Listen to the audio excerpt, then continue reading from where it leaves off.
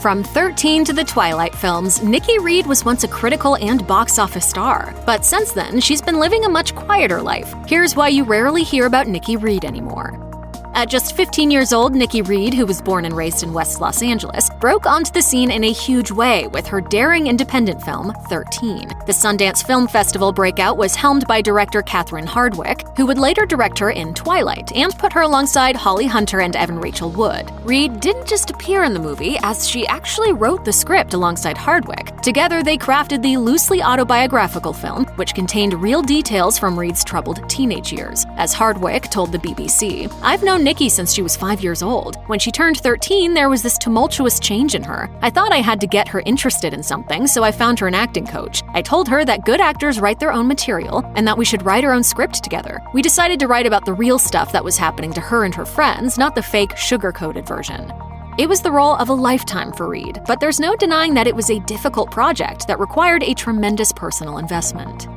Unfortunately for Reed, despite the fact that she returned to high school after 13, the film followed her. In fact, she later revealed that mothers would show up at school unprompted to scold her about the movie. As a result, she turned to homeschooling, but later in her career, she said that her education was a huge priority. While she valued her career, Reed couldn't let it come first all the time. As she told Yahoo in 2016, "I was in the public eye at such a young age, but I made a conscious decision for many years, actually, to keep myself very removed from being in the public. So for example, after 13, I actually went back to regular high school, and then I ended up graduating 2 years early and I got my GED. It couldn't have been easy for Reed to lose so much privacy at such a young age, but clearly she had a handle on the situation when all was said and done.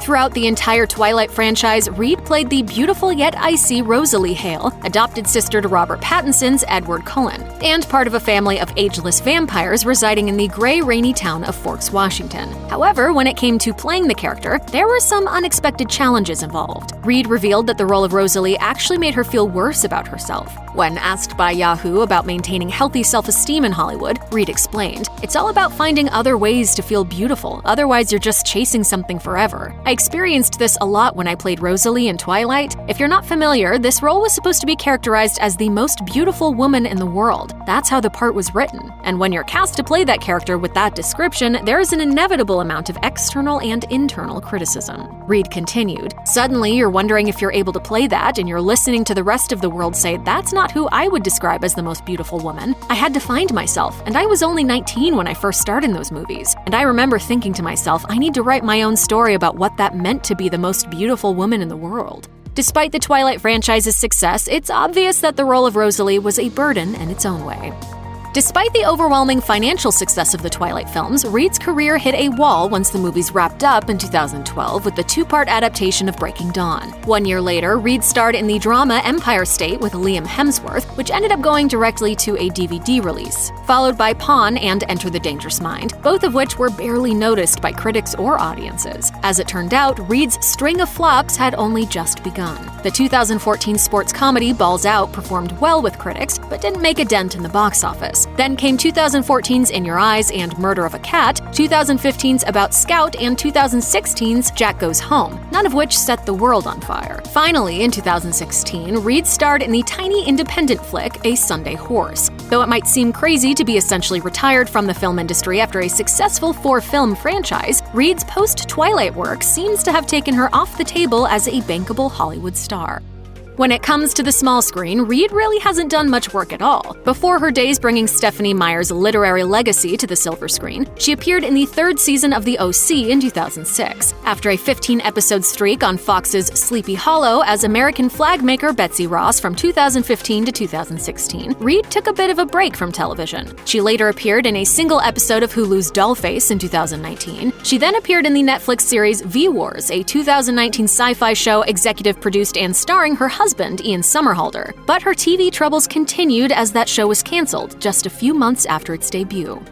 Though she hasn't been acting in high-profile projects for a while, Reid has plenty of other things to occupy her time, one of which is a line of sustainable jewelry. In 2017, Reid founded Bayou with Love. Reid had a yearning for jewelry made with sustainable materials, conflict-free diamonds, and mostly female designers, so she decided to do it herself. As she told People, "When you're dealing with all of these new keywords like ethical, sustainable, recycled, chemical-free, organic, it's really nice to have people touch things and see them in person, because I think there's a misconception that sustainable goods are somehow considered at times less than."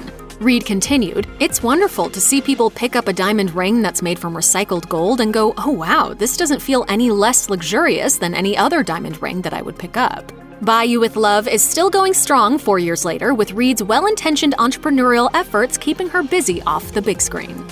Aside from her acting career, Reid has nurtured another passion: animal welfare and activism. She volunteers at shelters frequently because she feels most centered around animals. She told Yahoo in 2016, "It's a language that doesn't need words. I find there's such an ability to connect that's based on feeling. And I think that we as a culture are now so fast-paced, and I think there's something really peaceful about the connection that we have with animals that doesn't require words." There's something so special about baby cows. They're goofy, like they're little goofballs. In 2015, Reid also teamed up with cruelty-free handbag line Freedom of Animals to help promote the brand by making a capsule collection for them. Reid told Forbes at the collection's launch, "I am an animal rights activist, and most of what I have focused on for the past 10 years falls into that. It's about knowing there are options out there to help us reduce our need for products made from animals and increase our demand for US-made products."